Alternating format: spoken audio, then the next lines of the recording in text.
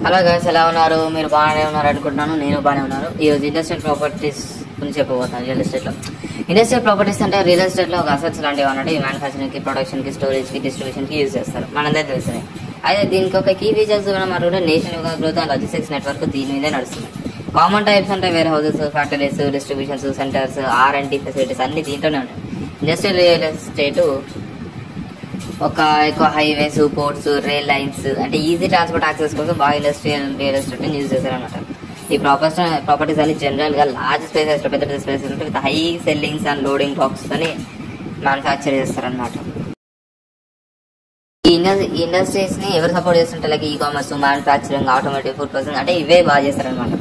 Investors industrial properties main prepare long term invest చేస్తారు and lease agreements and stable returns కోసం lease agreements చేస్తారనమాట. దీని demand చాలా high growth ఉంటుంది and online shopping, global trend కూడా చాలా హై ఉంటుంది అనమాట. గ్రోత్ చాలా ఉంటుంది. ఈ టెనాన్స్ అని యూజువల్ గా బిజినెస్ వాళ్ళు, ఇండివిజువల్స్ కానీ బిజినెస్ వాళ్ళే ఎక్కువ చేస్తారు. రెంట్ తర్వాత క్యాలిక్యులేట్ చేసుకున్నా కూడా స్క్వేర్ ఫుటేజ్, లొకేషన్ అడ్వాంటేజెస్ అని చాలా ఉంటాయి ఇండస్ట్రియల్ రియల్ ఎస్టేట్ లో. ఇండస్ట్రియల్ జోనింగ్ లాస్ అన్ని ఈ ప్రాపర్టీస్ అనేది ఎలా యూజ్ చేయాలో చెప్తాయి.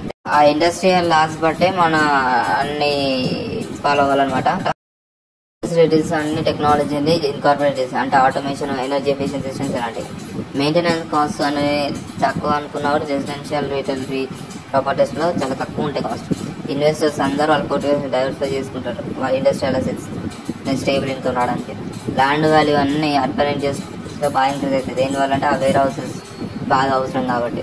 ఎన్విరాన్మెంటల్ రెగ్యులేషన్స్ అని ఖచ్చితంగా వేస్ట్ డిస్పోజల్ అవ్వకుండా చూసుకోవాలి అండ్ ఎమిషన్స్ అని కాకుండా చూసుకోవాలి. అందుకే ఎన్విరాన్మెంటల్ రెగ్యులేషన్స్ అనేది ఫాలో అవ్వాలి. గవర్నమెంట్ ఇన్సెంటివ్స్ కూడా కొన్ని సార్లు ఇండస్ట్రియల్ పార్క్ డెవలప్మెంట్ ని సపోర్ట్ చేస్తుంది. REITs మనకు తెలిసింది, రియల్ ఎస్టేట్ ఇన్వెస్ట్మెంట్ ట్రస్ట్. ఇవి కూడా ఇండస్ట్రియల్ ప్రాపర్టీ ఇన్వెస్ట్మెంట్స్ లో ఒకటి. స్ట్రాటజిక్ లొకేషన్ ఉంటే మాత్రం చాలా బిగ్గెస్ట్ ప్రాపర్టీ వాల్యూ అనేది పెరుగుతుంది. అంటే బిగ్గెస్ట్ ఫ్యాక్టర్ అనమాట, ప్రాపర్టీ వాల్యూ పెరుగుతుంది. ఇండస్ట్రియల్ ప్రాపర్టీస్ అనేది చాలా సప్లై చైన్ ఆపరేషన్స్ బాగా యూజ్ చేస్తారు అండ్ ఎకనామిక్ గ్రోత్ కూడా బాగా పెరుగుతుంది అనమాట. సరే భయ్య, ఈరోజు మీరు ఇండస్ట్రియల్ ప్రాపర్టీస్ గురించి మీరు బాగా తెలుసుకున్నారనుకుంటున్నాను. రేపటి వీడియోతోని మళ్ళీ రేపు కలుద్దాం.